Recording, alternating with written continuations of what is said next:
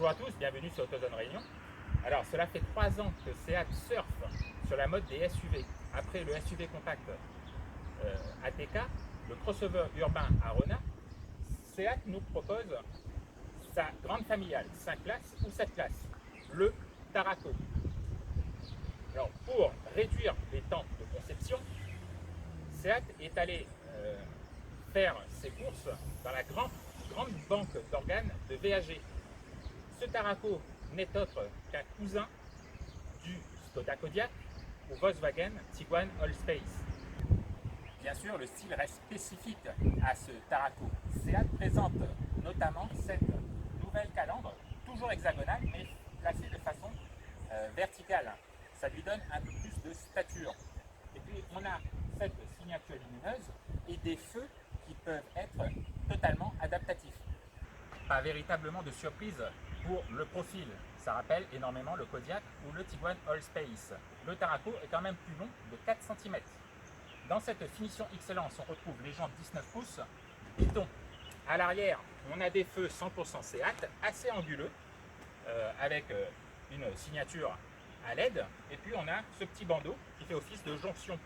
Bien évidemment, le gros avantage, ça reste la capacité de chargement qui va varier de 270 à 1775 litres, selon qu'on est en configuration 7 places, 5 places ou 2 places. Voilà, maintenant on va aller faire un petit tour.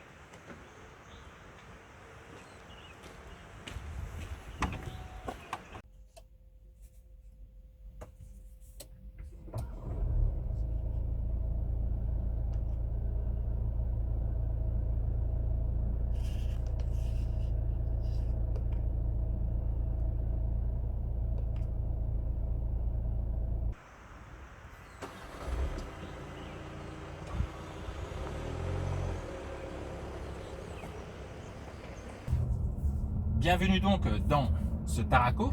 Alors on s'attendait à une habitabilité conséquente, on n'est pas déçu, on est très bien installé à l'avant. La deuxième rangée, c'est une banquette coulissante sur 18 cm en 2 parties. Ça permet d'augmenter la capacité de chargement et de laisser également plus d'espace pour les jambes des passagers de 3e rangée. Alors ce sont 2 places d'appoint dans le coffre qui sont bien suffisantes pour les enfants. On a également ce nouvel agencement intérieur avec cet écran tactile 8 pouces placé en hauteur, type tablette, que je trouve, pour une fois, très bien intégré. Alors c'est toujours très réactif et puis on a un paquet de fonctions, toutes les meilleures technologies du groupe VAG. On a également la navigation de série, navigation que l'on peut afficher, et ça c'est pas mal, sur l'instrumentation 100% numérique de 10,25 pouces qui est paramétrable. On a également une excellente finition avec de beaux matériaux, même des touches de bois. C'est un peu austère, mais c'est bien construit. Pour parfaire le confort, on a cette sellerie moelleuse, et puis totalement en cuir avec siège électrique à mémoire. Bon, il faut dire qu'aujourd'hui on est dans une finition excellence. On a également la caméra à 360 degrés, le régulateur de vitesse actif avec le système de maintien dans la voie. Donc c'est une conduite semi-autonome de niveau 2.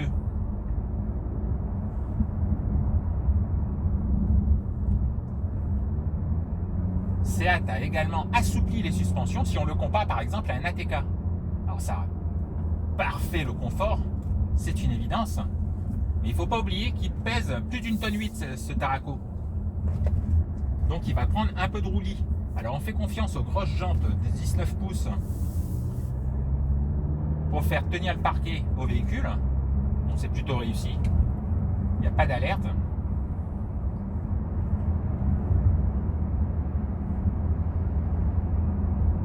Aujourd'hui, on dispose d'ailleurs du 2 litres TDI 150 chevaux accouplé à la boîte DSG 7. Et quand on a la DSG, on a également la transmission intégrale avec différents modes de conduite Eco, normal, sport, individual, off-road et mode neige.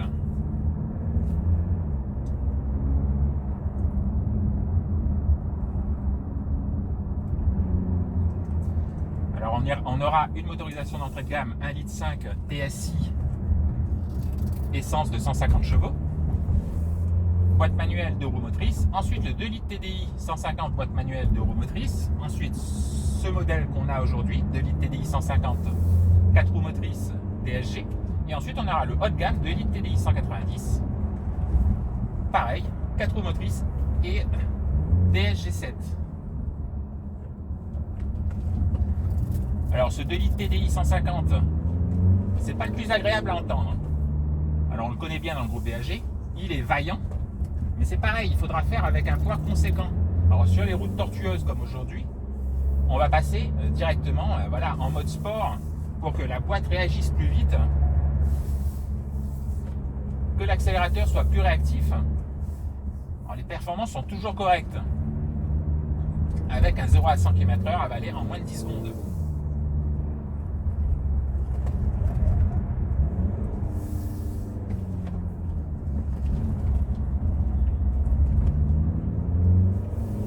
Et la transmission intégrale parfait la motricité, même si elle n'est pas permanente.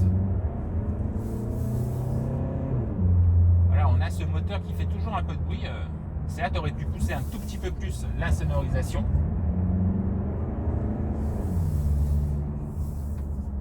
Voilà, la marque espagnole mise sur un véhicule très grand, très pratique, très habitable, très confortable et superbement équipé dans cette finition Excellence. Voilà, nous on vous dit à très bientôt sur AutoZone Réunion pour un prochain essai. À bientôt.